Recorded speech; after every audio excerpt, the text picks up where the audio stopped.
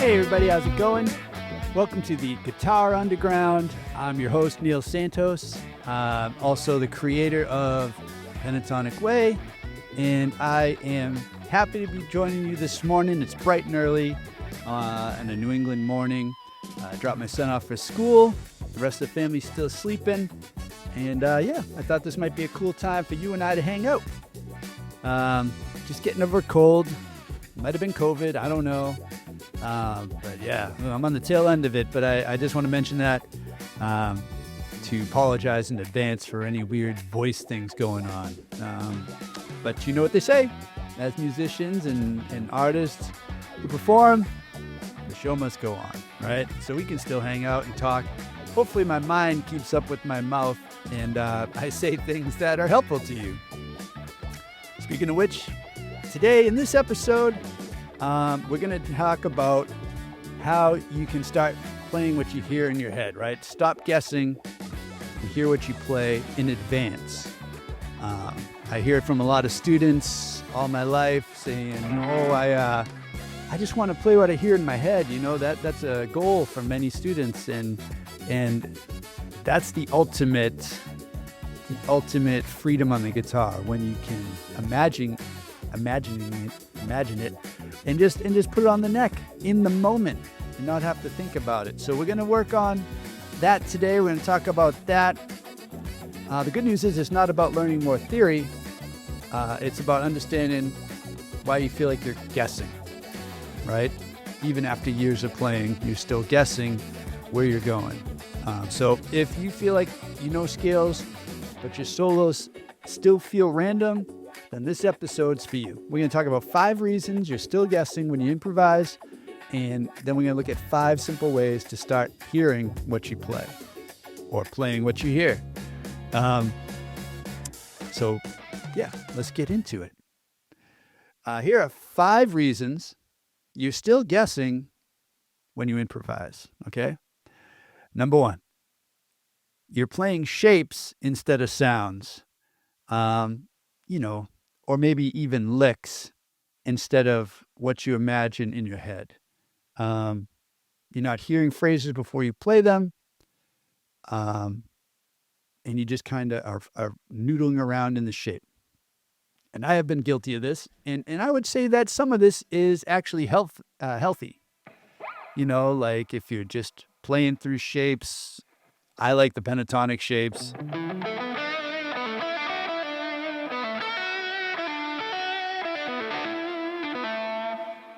But I find that, in different contexts, that shape sounds different than it does normally, right? So that matters when you're playing shapes. Like when I teach courses on the pentatonics, a lot of people,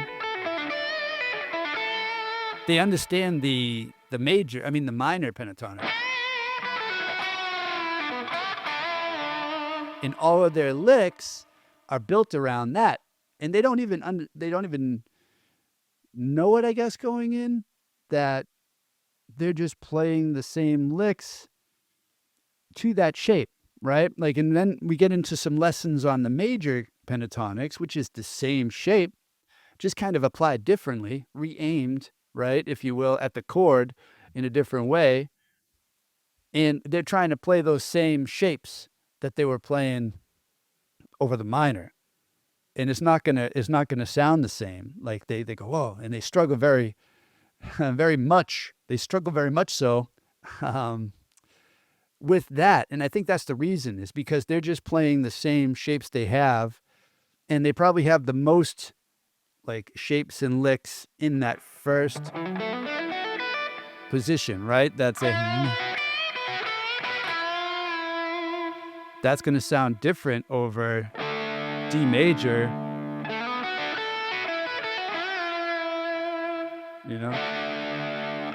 than it will on over a B minor.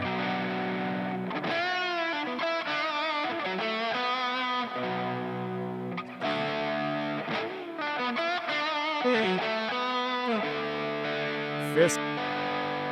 If you play that lick, then when you think you're landing on the root, now you're landing on the 9th. your phrase. So it's not going to feel like you finished, and you're going to feel like I got to keep moving, So then that throws you into guessing mode, and you're going, I thought I was going to stick that landing, but here I go. I have to keep playing. So what do I play next? And then you're on the run, So that's one thing. Playing shapes or these, licks,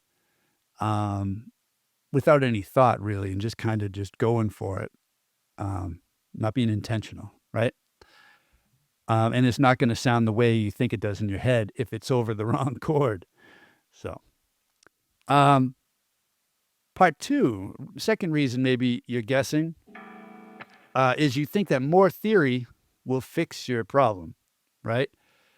I have been guilty of this for sure. For a long time, I would just collect scales, right, in my head, write them down, flip through the guitar grimoire, right? You guys ever hear that? Where it's just like this tome of, odd scales that you would never ever use. But for me, I was like, well, I need to know this. And the more I know, like, I'm not hearing what I want to, I'm not hearing on the fretboard what I have in my head and all this. And I thought, just let's get more scales. More scales is the answer, more theory. Come to find that if I simplified it, that made all the difference. And I can talk more about that in the 5 tips. But yeah, more theory is not going to do it. It doesn't create clarity, familiarity does. So really focusing and diving deep on one thing, one type of scale, one approach to soloing is going to give you more clarity than just a bunch of different things. Like, just grab this scale and that scale and this scale and all the modes of the scale. And I have to understand the 7 modes of the harmonic minor and 7 modes of the melodic minor. I have to understand whole tone scales, and I have to understand diminished, and all that stuff is great. I'm not saying don't learn that stuff, but that might just muddy the waters when it comes time to solo and you're going, I don't know which one to do. I don't know any of them very well, right? I mean, there's only so much time in the day to become familiar with the scale and really internalize it and build your style around it. So I would suggest bringing it back, bringing it back to the basics. All right. You're running notes instead of targeting notes. Instead of aiming for strong notes, which would be notes from the chords, as they go, you're just playing patterns, right? I used to do this in high school too. Just so you know, you're not alone. I'm guilty of all of these at one point or another, but I was always pretty good at taking, I learned the church modes, the 3-note per string start. And I was pretty good at just legato.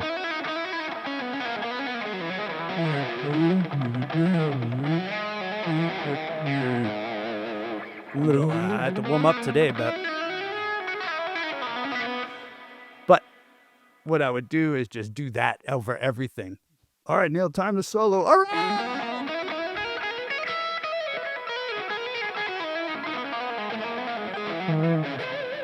All right, back to the song.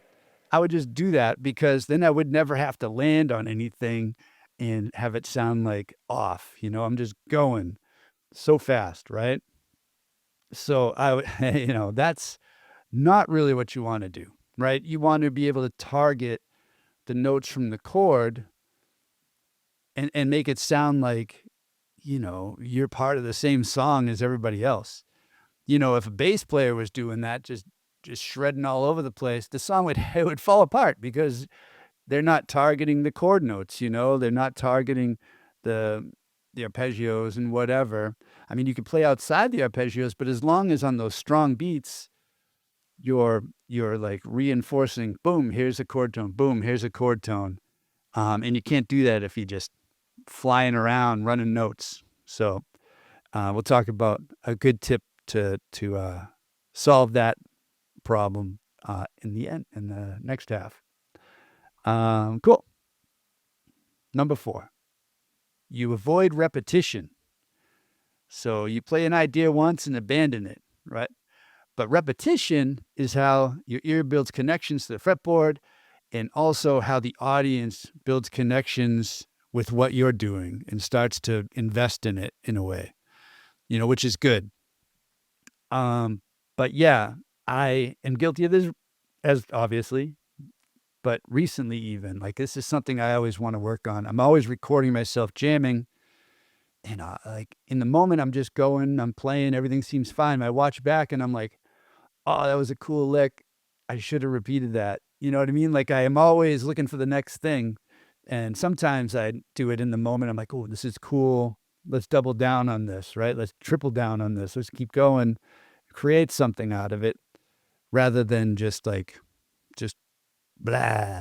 just what's next? What's next? Where does this lead me? Where does this go? So that's something you can mess around with, is repetition.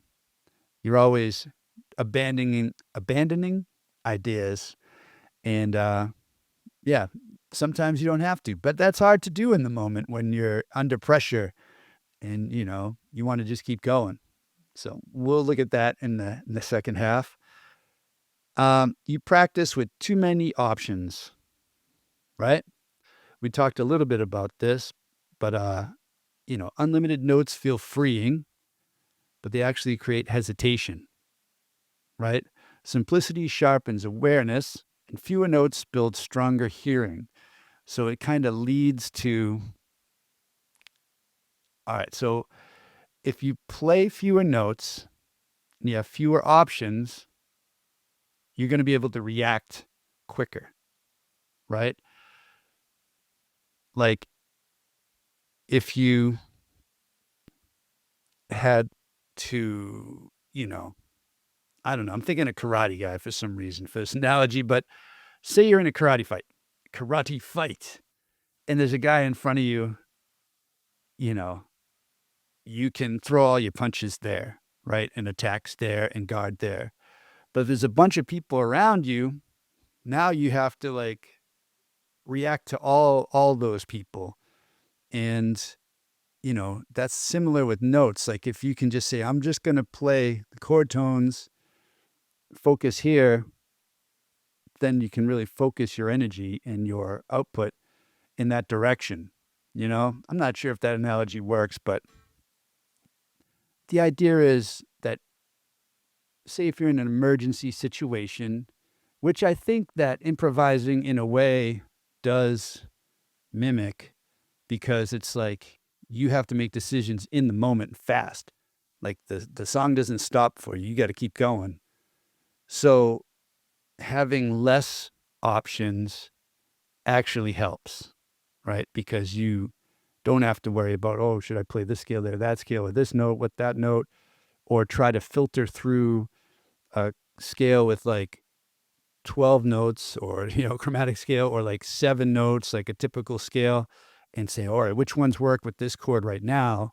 And then oh, now the chord changed. Which ones work with this chord right now, or that chord? You know what I mean? So if you just do arpeggios for each of the chords, then you're nailing the chord tones. Or if you do pentatonics, you're nailing the chord tones, but you also have these couple added color notes, which is what I like about them. But yeah, just limit your options, and that's going to help you choose what to do next. Also, by limiting your options, as you practice that way, you start to train your brain. And this was the real mind bender for me when I started doing this. Now you're training your brain to hear what's next, what the next option should be. So in a way, when you're saying, oh, I want to play what's in my head, you might be writing stuff in your head that's not really correct for what you should, for what the chord progression is or whatever. So by practicing with limited collection of notes for each chord, you're building the opposite. You're going the other way, and you're training your brain to know what's possible with the notes that you're playing.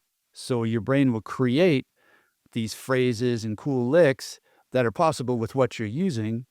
and then it goes back to your hand, and your hand kind of goes, oh, I know what that is, and plays it.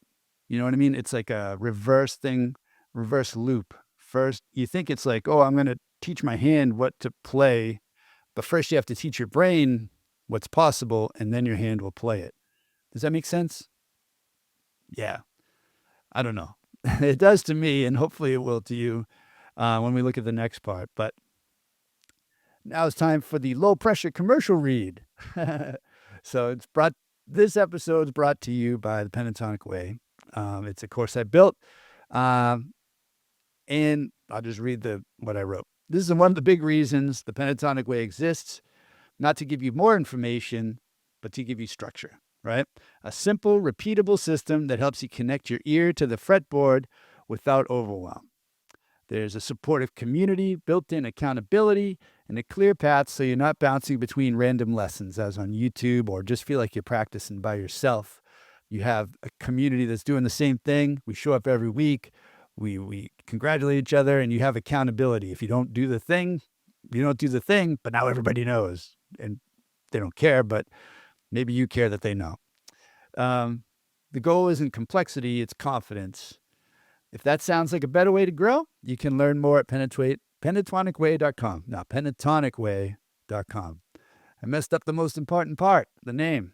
Anyway, back to the episode, guys.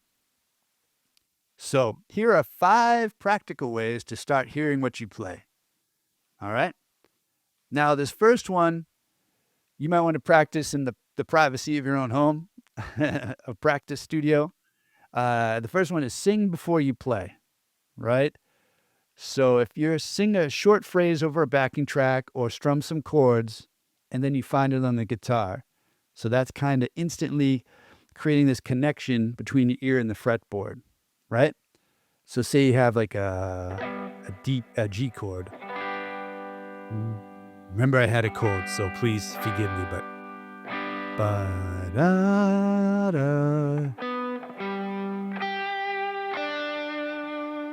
That's the root to the root, down a fifth to the fifth. Ba-na-na-na. Say I go to D. Na-na-na-na-na. All right, and that's like, the D. Okay, that's going to the flat, right? The flat 7, and down to the 6th.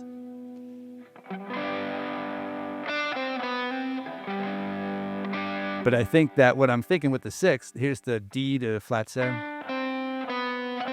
And then on the next 6, what would be the 6th and D? I think that's actually, I'm hearing the G chord resolving there, and that would be the 3rd. But that's the idea, just try to play. You don't have to switch chords, but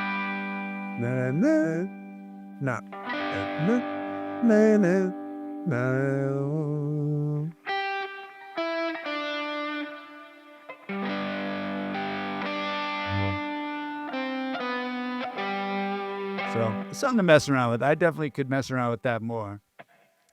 What I like to do in our Monday night lessons is we'll do this thing, exercise called Simon Shreds.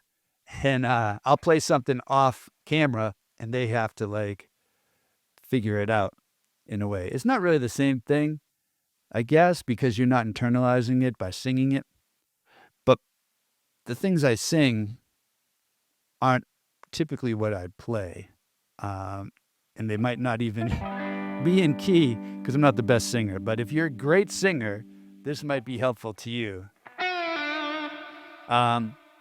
Or if you can't sing it ahead of time, play, sing what you play,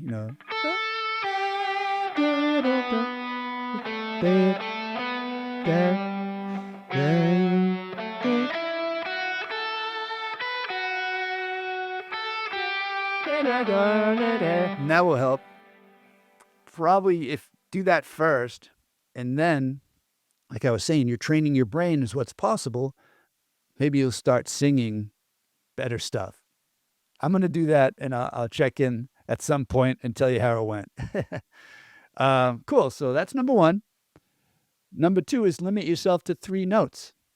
So try the root, the minor third, and the fifth, the arpeggios, right? So try to improvise with only those. So if you have a G, you know.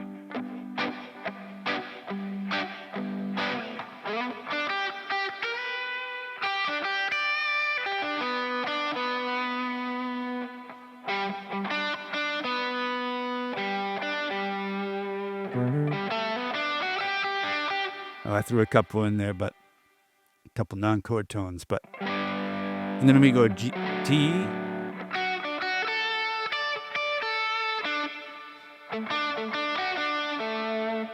You know, that's one way to do it. I personally find that very limiting. Some people swear by it, like, oh, just play the arpeggios, play the arpeggios. I think it sounds kind of boring. Don't tell them I said that. That's why I like the pentatonics, because you can add a couple color notes. You can make things sound more rhythmically interesting, right? Because you have more notes to work with. You got 2 notes per string, you know, so G.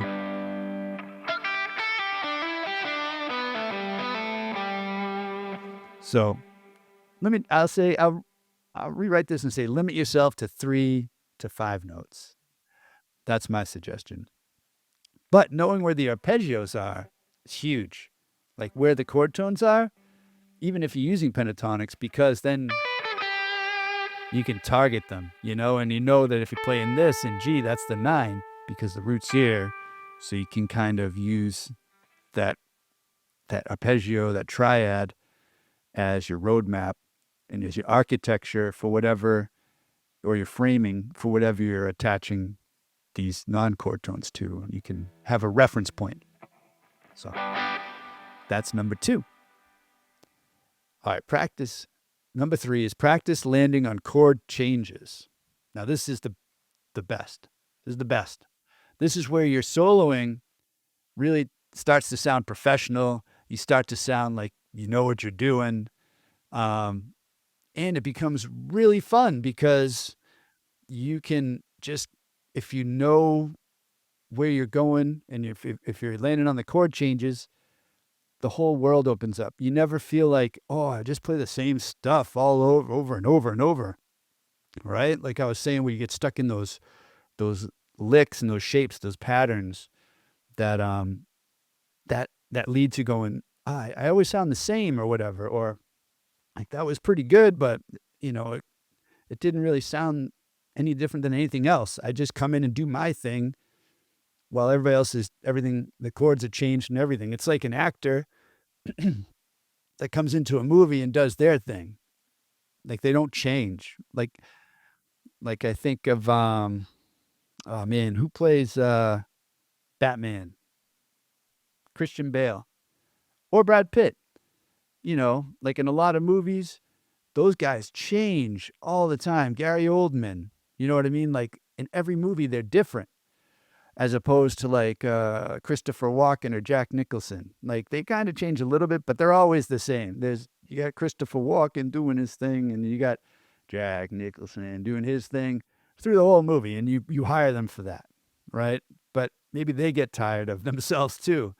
Maybe they don't. But if you ever get tired of your playing, this is why, because you're just doing the same thing over every chord progression, as opposed to like having, you know, the challenge and the joy of just playing around with this chord progression, right? You have these chords and they're going to shape the phrases you play. And if you never played over that chord change before, you're going to play something you've never played, which is the goal, right? You want to keep moving forward and explore and stuff like that with conscious mindset. So, or conscious intention.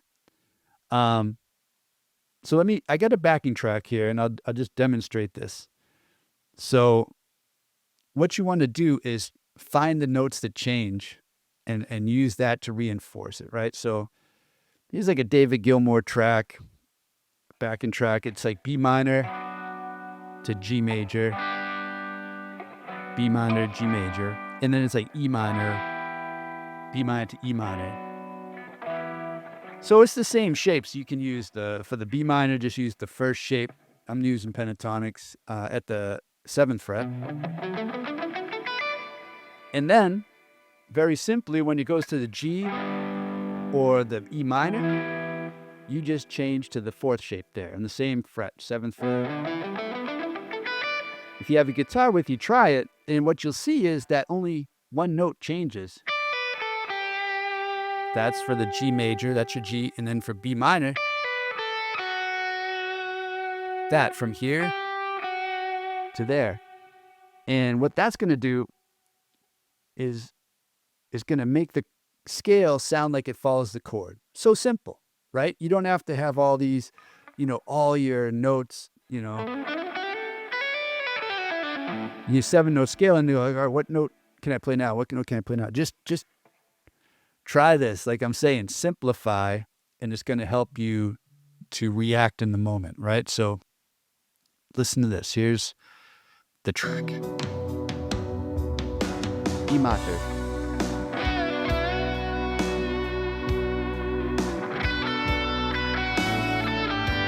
So see, I targeted that note.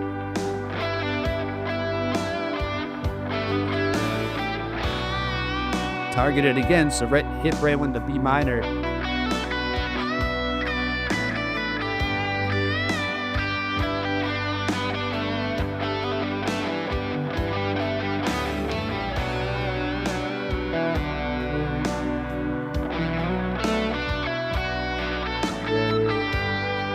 I know I can do whatever I want, in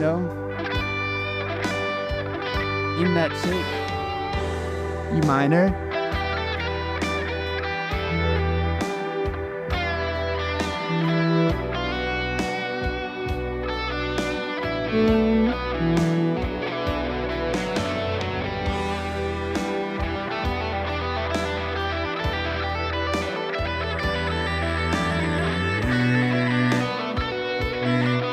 Trying to keep.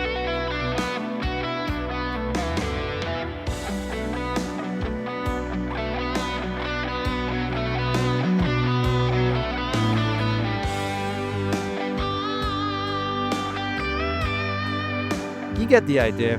So could you hear that the chord scales are following the chord? And all I'm doing is changing from the first shape to the 4th shape right in that area. And that's the type of stuff we do at the pentatonic way. But just know that that's possible. It's not very difficult for you to figure out on your own, right? B minor, where would I play that? Probably at the 7th fret, the 1st shape. Then you just have to figure out, all right, where's G major around there? I attach it to chords. I know if I play this chord, G, I know that's the 4th shape. Or if I play this E minor, I know that's the 4th shape. That's what we do in the chorus. We kind of combine these or attach these scales shapes, the 5 pentatonic shapes, to some chord shapes that you'd play, and then that makes it super easy, right? Like I was saying, like reduce the amount of options you have, or the amount you have to think, really is what it comes down to. So instead of thinking about what you're playing, and using all your mind, energy, whatever on that, you're thinking, what am I going to do with this shape? I know what shape I'm supposed to play. Let's have fun with this. Let's see what we can do with it. Well, where does that sound lead me to, or whatever? That's the idea. So practice landing on chord changers, and that's going to also train your ear to be like, oh, here comes the chord change. I know this is the sound that changes. Let's play a lick that leads up to that. Like I'd lead up to the change here with the B minor. You got,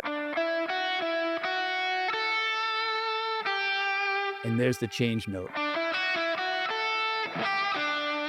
I know it's coming. I want to hit it right on that downbeat, so I surround it. I play the note below it and the note above it, and then, and this is what you hear people do, right? You go, when I first started doing this, I'm like, oh, that sounds like something that someone knows what they're doing would do. So that's the idea. All right. Repeat one idea 3 times. Now, I tried to do it there, and this is the way forward to kind of play more, to what you hear. Yeah, what better way to play what's in your head than something you already heard. So if you hit something that you're like, oh, that's cool, say it's in D minor again, and you're like, okay, like, let's repeat that. And you already know what it sounds like. So do you do it in the same beat? Like if you were like,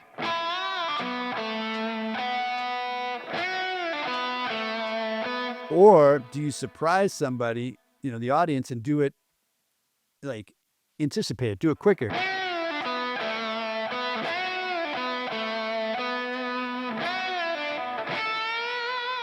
Start it, the third time around and go somewhere else. Like that's a different way to repeat, and you're kind of setting up the audience to hear, or the listener to anticipate what you do. Then you change it, right? Or, and this is so effective, you just keep doing it over and over.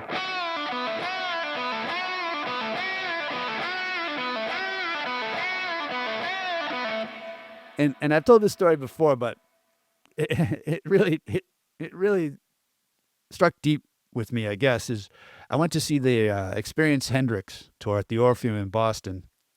I think it was the first one they did, and it had like, Steve Vai was there, Eric Johnson was there, Vernon Reid was there, like all these amazing players. It was ridiculous. It was so cool.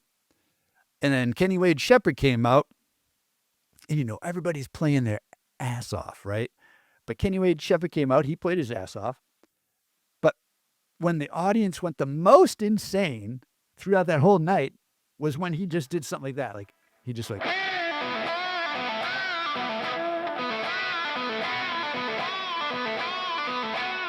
He might have had a hand thing, throw his hand up, a little showmanship every time he did it. Oh my gosh, everybody went nuts. They were going crazy. And we had Eric Johnson there. We had Steve Vai there, Vernon Reid. And these guys were going all over the neck crazy. But the crowd went nuts when he just did that over and over and over, because they know what's happening. They hear it comes, and there's so much. And then the band starts getting into it because they know what he's going to play. So they're really like, leaning into it. And the audience is going like, oh, this sounds familiar. How many times are you going to do it now? Now you're guessing it. And it's almost like the Family Guy thing, too. It's like, where they do something and it's funny, and then they just keep going, and then it becomes kind of like annoying. And then they keep going, and it becomes funny again. It's kind of like that. Like you just keep going and go, whoa, that's cool. And then you're going, all right, okay, all right. And then you're like, okay, all right, keep going, man. It's something like that. So, yeah, don't forget to repeat stuff. Sorry. And then last but not least, number 5 is maybe, slow down by 20%. Give your fingers time to react and find the notes. Don't just run scales like I was doing. Don't be that guy.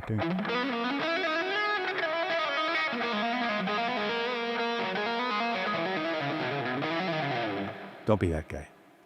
Slow down, take your time, be intentional, try to try to hear what you're going to do before you do it.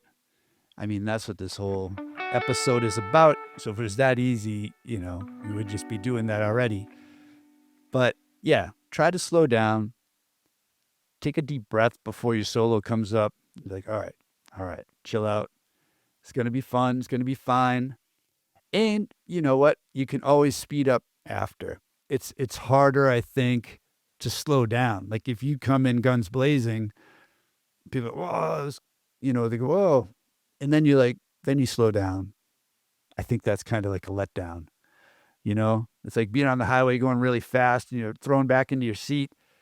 And then you have to let up a little bit. And as soon as you do, your back's not pressed against the seat as much. And you feel like, this is cool, but it's not like it was. So, that's my suggestion. You can always speed up, and that's probably, preferable, because then you're building excitement as the solo goes on to the big conclusion, right? So there's 5 reasons. Maybe you can't, you're guessing on the neck instead of playing what you hear, and 5 tips to help you get there and start playing what you hear in your head. So yeah, to wrap it up, if your solos have felt random, it's not because you're untalented. You're not. Everybody's talented. That's my opinion. Come at me. No, people have recently, and like, no, you can't teach talent. But it's because you've been trying to think your way through something that should be heard, right? So I want you to stop guessing, or you don't stop guessing by learning more. You stop guessing by listening more and anticipating more and training your hands and your ears to work together. Simplicity, fewer notes equals more awareness, more things easier to keep track of, and easier to make a clear direction ahead, right? So if this episode helped, make sure to follow the podcast and share it with a guitarist who you might feel stuck in the box as well. And yeah, I will talk to you next time. I hope you have a great week. Pick up your guitar. Let me know if any of these, rung true to you in the comments. Let me know. Or if you have any tips on how you go about applying what you hear in your head to your fretboard, all right? Because Lord knows I don't have all the answers, and I could use all the help I can get. So, all right, I'll talk to you later. Take care, guys. Bye-bye.